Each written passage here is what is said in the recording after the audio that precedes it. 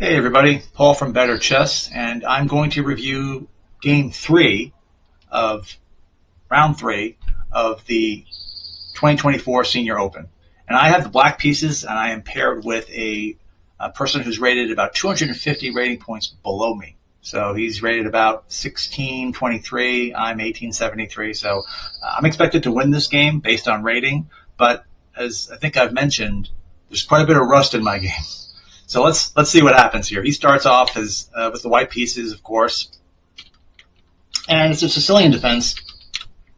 I play the accelerated dragon, with G6, and he counters with the Maroczy bind C4, which is a very, very solid opening, right? And it's a good way to play against the Sicilian. And I just continue Bishop G7, Bishop E3. These are all just developing moves that are normal. In some lines, I have Knight G4.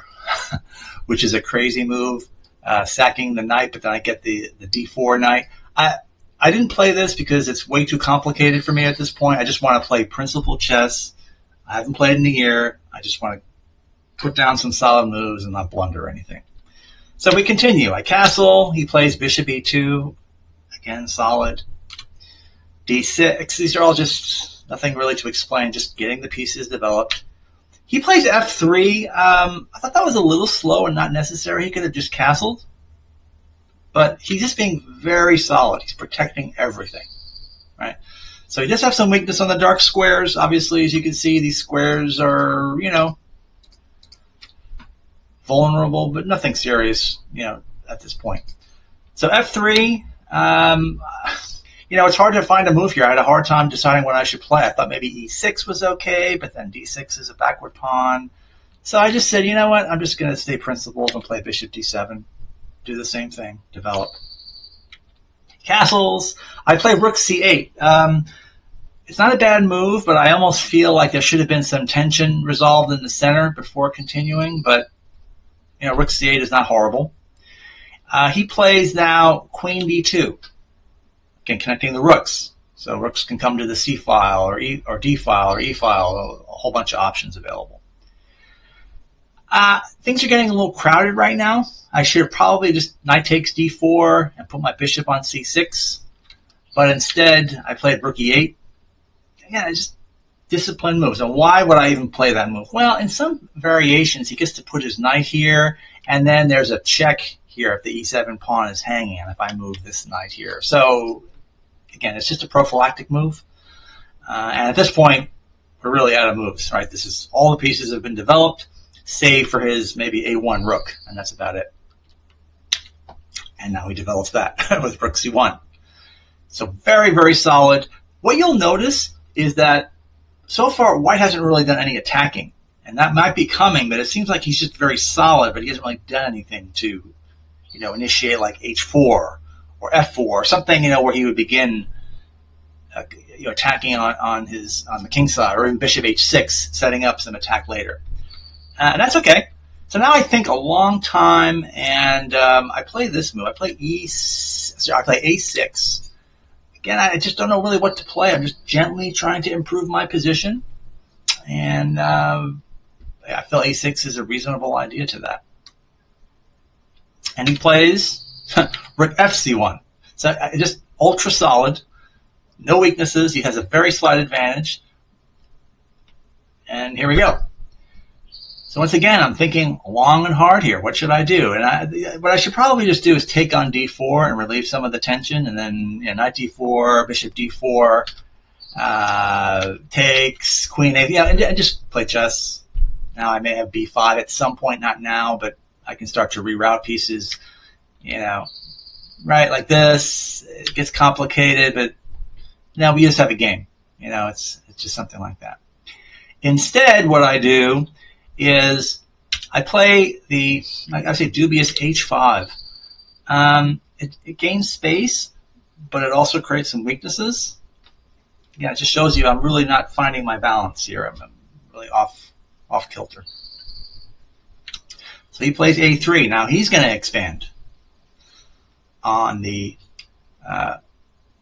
queen side. But here's the thing that's interesting. As soon as he played this move, I recognized a weakness. and the computer gives it a question mark. And I played it pretty quickly. I played knight a5, and the idea is I'm threatening a few things. One is I'm hitting the c-pawn, which is in yellow here. I'm threatening a future knight b3 if he's not careful. So I play e5, I have knight b3, and there's a fork involved. So he went into a think tank here. This is probably his one weakening move of the game, and he really thought for a very long time. And then he played, I think, the correct move, which is knight d5. Now the position is just equal. No advantage. And once again, this is why I play rook e8, because this pawn normally would be weak if it wasn't defended. So I thought long and hard here, and I decided to play what I said before. I played e5, with the idea of kicking the knight and then allowing knight b3, which I think is a fork. Looking back, there's a counter to this, which he finds, but a better move here is bishop a4. Chess is about square control, and controlling b3 is a really important piece of that, right? Where I have entry points. I'm hitting the rook as well, right? So this is just annoying stuff that he's got to deal with, right? And that's a much more principled move. So instead of that, I play e5. And I have to admit, I felt very good about this. I'm thinking, well, I'm going to get knight b3. What's he going to do? And he finds the only move to equalize, which is bishop g5. And suddenly I'm thinking, wow, I can take his knight, but after he captures on f6, my knight is hanging. And that's pretty much what happens. There's very little I can do. The game is completely equal, and we're just going to get a lot of trade. So I take the knight. He takes with check. I capture on f6, takes on f6, takes here. Queen takes a5. Dead equal. I play, I think, the only move that's really solid, which is just d3. I liquidate the pawn, attack the bishop. He captures it, but the point is I'm taking on b2, and we have an equal game. So he plays rook b1. I hit him with check.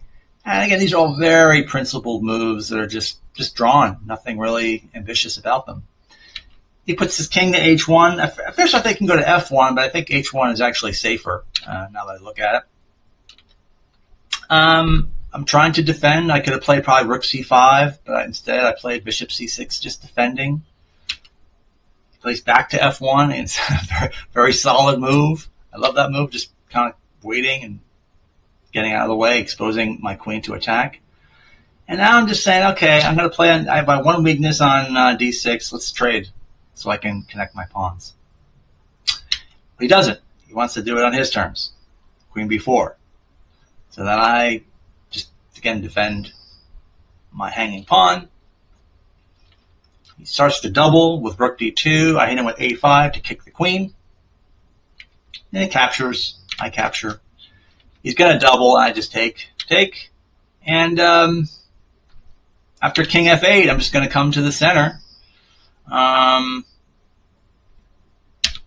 He gets his king active. I get my king active. And we agreed to a draw. And it is a draw. I mean, there's nothing really here. We have here 3, 4, 5, 6 pawns to 6 pawns. Same color bishops. There's very little progress to be made here.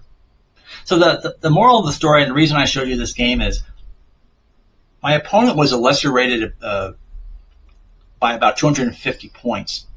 And it just goes to show you, by playing solidly and creating no major weaknesses and not overextending, your odds of drawing go up considerably, right?